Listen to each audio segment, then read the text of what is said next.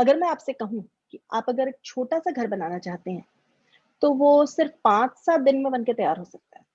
जी हाँ, जिन घरों को बनने में महीने लगते थे, अब वो छोटे-छोटे घर बहुत जल्दी बनकर तैयार हो सकते हैं और इसके लिए एक स्पेशल तकनीक का इस्तेमाल किया जा रहा है, जिसे कहते हैं 3D printing technique. 3D printed houses होंगे ये। जो आपके नॉर्मल घरों की जो कीमत होती है, उससे कम से कम कुछ सस्ते और काफ़ी हद तक ड्यूरेबल। कैसे बनेंगे ये घर? क्या होती है ये तकनीक और कैसे आप अपना 3D प्रिंटेड घर बना सकते हैं? आइए इस सब के बारे में जानते हैं आदित्य से। आप त्वस्ता मैन्युफैक्चरिंग सॉल्यूशंस के को-फाउंडर और चीफ एग्जीक्यूटिव ऑफिसर हैं। आइए उन्हें साइंस कॉल लगाते हैं।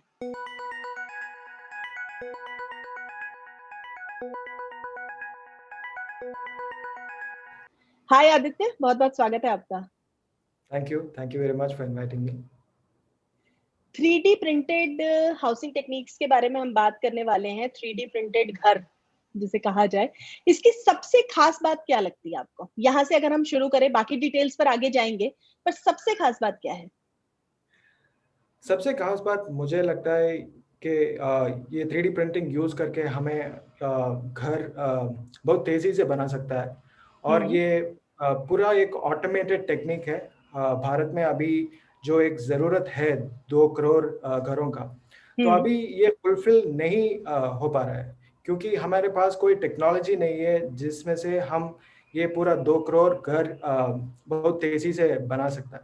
तो जी। इसलिए मुझे लगता है ये कंस्ट्रक्शन एक्टिविटी का प्रोडक्टिविटी अभी बढ़ाना एक बहुत बड़ा ज़रूरत है भारत के लिए। हुँ, हुँ, तो ये पूरा करने के लिए 3D प्रिंटिंग टेक्नोलॉजीज़ बहुत कंट्रीब्यूट कर सकता है और ये एक स्पेशलिटी है 3D प्रिंटिंग यूज़ करके जो घर हम 4 महीने या 5 महीने 5 महीने में कर रहे हैं, वो एक 5 दिन में या 10 दिन में जी, बना जी। सकता है।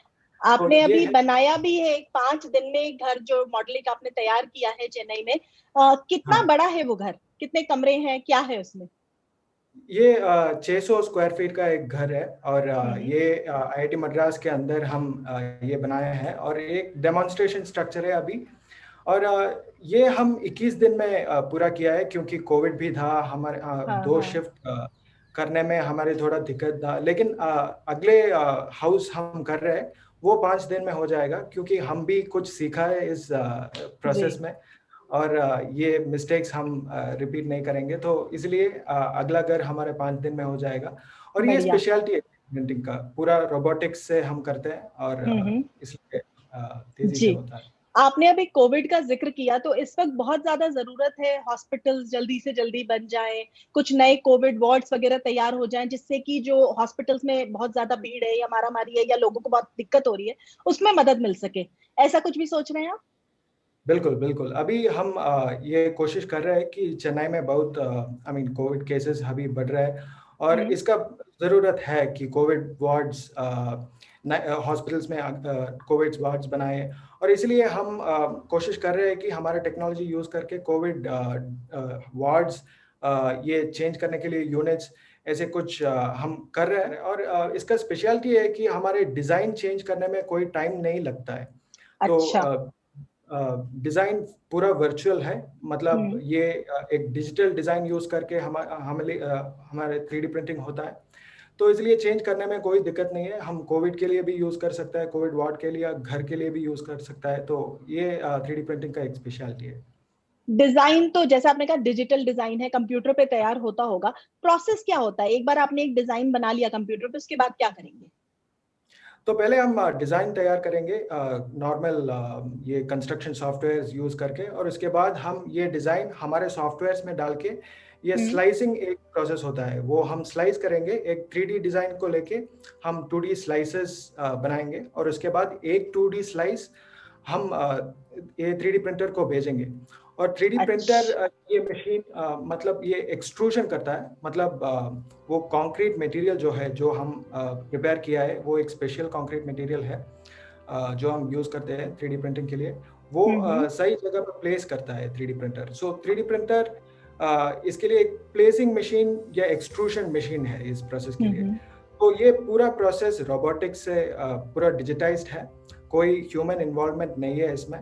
तो वो 2D लेयर हम भेजने के बाद कोई ह्यूमन का इन्वॉल्वमेंट नहीं चाहिए। तो वो पूरा स्ट्रक्चर 3D प्रिंटर बनाता है, और उसके बाद हम थोड़ा फिनिशिंग करना पड़ेगा, मतलब वो पाइपिंग एलिमेंट्स है, मैकेनिकल एलिमेंट्स है, इलेक्ट्रिकल एलिमेंट्स है, वो सब 3D प्रिंटेड वॉल्स में या फ्लोर एलिमेंट में हम उसमें डालना पड़ेगा।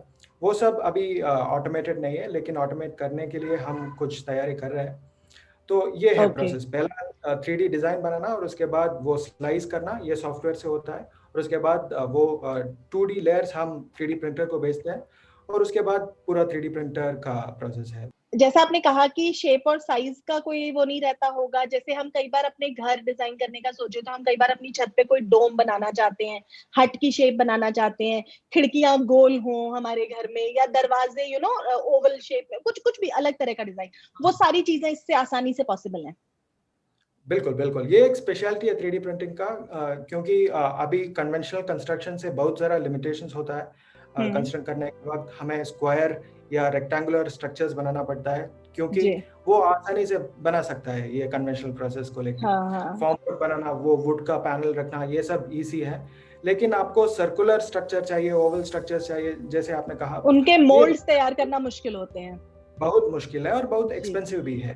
3D okay. प्रिंटर को ये ऐसे डिफरेंस नहीं लगेगा। हमें हमारे लिए जो सर्कल प्रिंट करना या रेक्टेंगुलर शेप्स प्रिंट करना, वो बराबर ही है।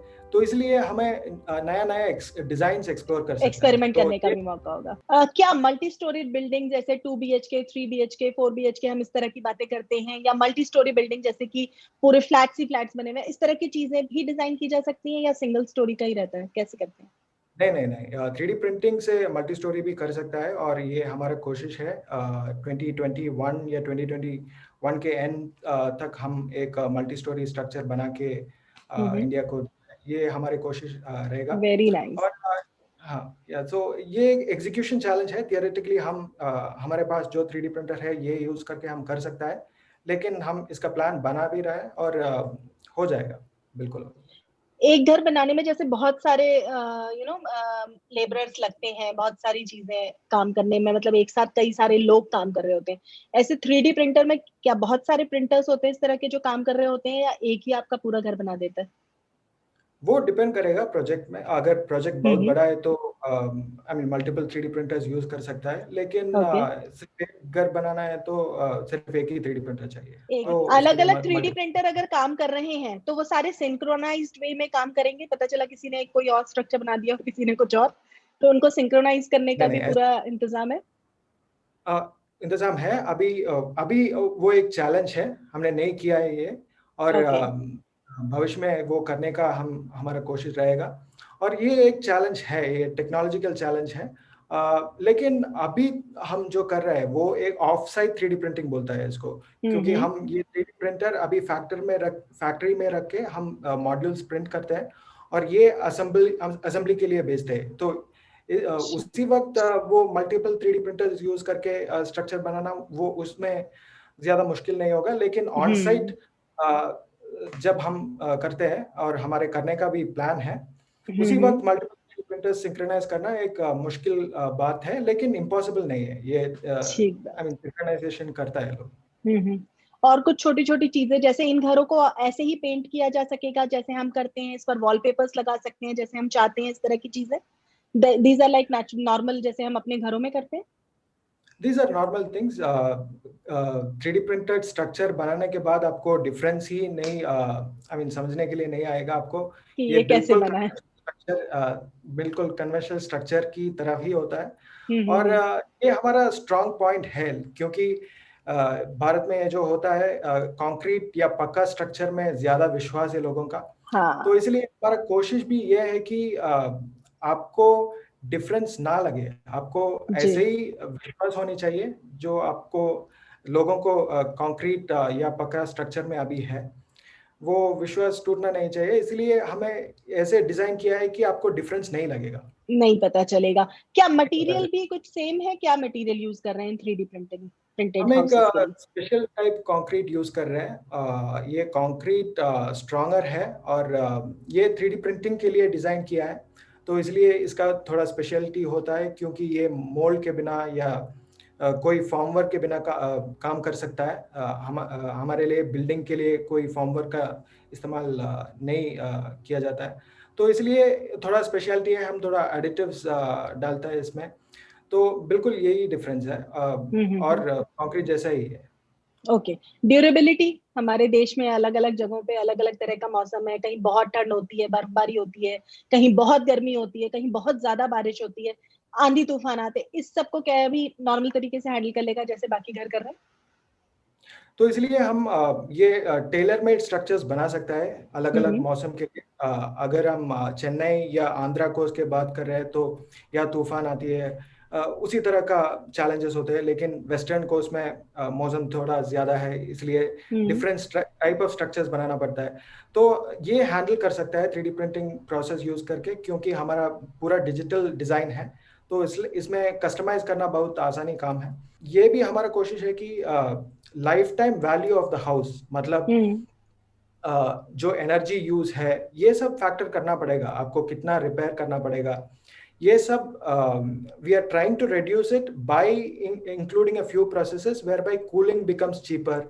एसी उतना, like you don't require AC that much and your अच्छा। Repair processes are cheaper. ऐसे हम डिजाइन कर रहे हैं, ये भी एक कोशिश ओके। है। यानी एनर्जी एफिशिएंट बिल्डिंग्स का जो कॉन्सेप्ट है उसको ध्यान में हाँ, रखा जा रहा है 3D प्रिंटेड हाउसेस बनाते हुए। बिल्कुल। हाँ, वो सस्टेनेबल कंस्ट्रक्शन का एक कॉन्सेप्ट है, वो हम हम्म। यूज कर रहे हैं, क्योंकि जो जब हम 3D प्रिंटेड स्ट्रक्चर्स बना रहे हैं उसमें इंसुलेशन आसानी से डाल सकता है, और हम्म। इसलिए हमारा स्ट्रक्चर्स कूल करने के लिए उतना वक्त नहीं लगेगा, और कूलिंग का एनर्जी यूज कम हो जाएगा। तो ये हमारा कोशिश है, सस्टेनेबल स्ट्रक्चर्स बनाना और एनर्जी एफिशिएंट स्ट्रक्चर्स भी बनाना, ये जी। हमारा कोशिश। कन्वेंशनल तरीके से जब हम घर बनाते हैं तो बहुत सारा वेस्ट भी जनरेट होता है जिसको तोड़ना हटाना ये सारी चीजें रहती हैं। इस केस में वेस्ट जनरेशन कितना होगा और कैसे मैनेज होगा? तो अभी कन्वेंशनल कंस्ट्रक्शन में स्टैंडर्ड ये है कि 10% वेस्टेज होता है, अच्छा। और 10% इसलिए होता है कि पूरा कंस्ट्रक्शन प्रोसेस इन सिटू होता है, मतलब जहाँ कंस्ट्रक्शन हो रहा है वहाँ सीमेंट मिक्स करता है, और पूरा प्रोसेस उस एरिया पे डिपेंडेंट है। 3D हम्म। प्रिंटिंग में हमारा पूरा ऑटोमेटेड प्रोसेस है, इसलिए हमारा वेस्टेज कम होता है, और हमारा कोशिश ये भी है कि वेस्ट मटेरियल एक रीयूज हो, वेस्ट मटेरियल का ओके। एक रीयूज। तो हम अभी फ्लाई ऐश यूज करते हैं, वो एक कोल्ड जनरेशन प्रोसेस का एक वेस्ट मटेरियल है, तो हम वो सीमेंट के साथ मिक्स करके यूज करते हैं, और 16% अभी हमारा मटेरियल जो है कंक्रीट, वो रिसाइकल मटेरियल्स है, सो इसलिए हम्म। हमारा वेस्टेज बहुत कम है, और we are trying to reduce it even further. ऐसे घरों में जो फर्नीचर्स यूज होंगे क्या वो भी कुछ स्पेशल होंगे, स्टाइलिश होंगे कुछ और तरीके से? क्या उस पर भी किसी तरह का कुछ काम कर रहे हैं आप लोग? तो हम फर्नीचर्स भी 3D प्रिंट कर सकता है, लेकिन वो कंक्रीट फर्नीचर्स होगा, और कंक्रीट फर्नीचर्स थोड़ा भारी भी होगा, तो हैवी इसलिए होगा। कहाँ कंक्रीट फर्नीचर्स यूज करना है, कहाँ कन्वेंशनल मतलब वुडन फर्नीचर्स यूज करना है, वो कस्टमर का चॉइस है। तो हमारे फुल्ली फुल्ली फर्निश्ड घर आप दे सकते हैं अगर हम चाहें कि आप बिल्कुल हमें बिल्कुल, कंक्रीट फर्नीचर ही दे तो भी? वो तो जरूर दे सकता है, और ओके। वो वुडन फर्नीचर और कंक्रीट फर्नीचर का एक मिक्सचर यूज करके हम दे देंगे, मतलब ओके। जो आउटडोर फर्नीचर जो होता है वो कंक्रीट यूज करके एक अच्छी तरीके से कर सकता है, क्योंकि वो वेदर प्रूफ भी होगा, हम्म। और उतना मूव करने का कोई जरूरत भी नहीं होगा, लेकिन अंदर का हम्म। जो फर्नीचर है वो हम वुड ही यूज कर रहे हैं अभी, तो ओके। इन घरों का हाउस टैक्स भी देना होगा जैसे हम अपने घरों का देते हैं? हाँ हाँ, वो तो दे आर बिल्कुल नॉट करना हाउस टैक्स फ्री? चाहिए। नहीं नहीं नहीं, ओके। अभी कितनी जल्दी इसे कॉमन प्रैक्टिस बनता हुआ देख रहे हैं आप? तो हम हमारा कोशिश रहेगा कि अगले 3 सालों में पूरा इंडिया में ये जो टेक्नोलॉजी अवेलेबल करने के लिए हमारे करवा सके। ये रहेगा। हाँ, पर एक सबसे तो जरूरी पहलू जिस पर कि ऑब्वियसली मुझे लगता है अभी आप पता नहीं कितना हमें बता पाएंगे, डिस्क्लोज कर पाएंगे, but still if you can give us an idea about the cost of a 2 bedroom और 3 बेडरूम समथिंग लाइक दैट जो कि एक आम आदमी की जरूरत होती है। Right, So cost is a very varying concept. It depends on the city. It depends on which area. Is it outside the city, inside the city?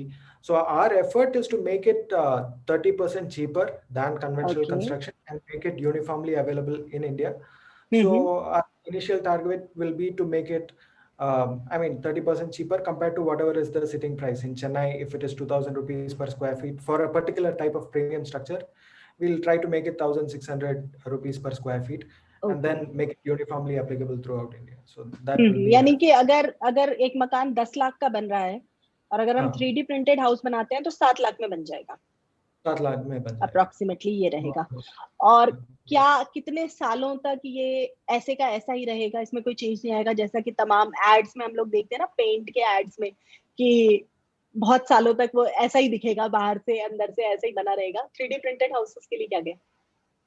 तो ड्यूरेबिलिटी हम वो स्ट्रक्चर पे डिपेंड होता है, लेकिन इंडियन स्टैंडर्ड्स भी ये कहते हैं कि हम 30 to 40 इयर्स का लाइफ दे नॉर्मल स्ट्रक्चर ओके। को, तो वो जरूर मिलेगा 3D प्रिंटेड स्ट्रक्चर्स, वो यूज करके। और हमारा कोशिश ये भी रहेगा कि लाइफ टाइम थोड़ा ज्यादा भी हो, मतलब 60 या 70 इयर्स, और वो 60 इयर्स में आपका जितना रिपेयर होता है वो भी कम होने के लिए हम ट्राई करेंगे। ओके, ऑल द बेस्ट आपको, कि अगले कुछ समय में हमें इस तरह के बहुत सारे स्ट्रक्चर्स देखने को मिले और बहुत Absolutely. सारी चीजें हम अपने जीवन में भी इसको शामिल कर पाए। Thank you so much Yeah. For joining. Thank you so much. Thank you for inviting me.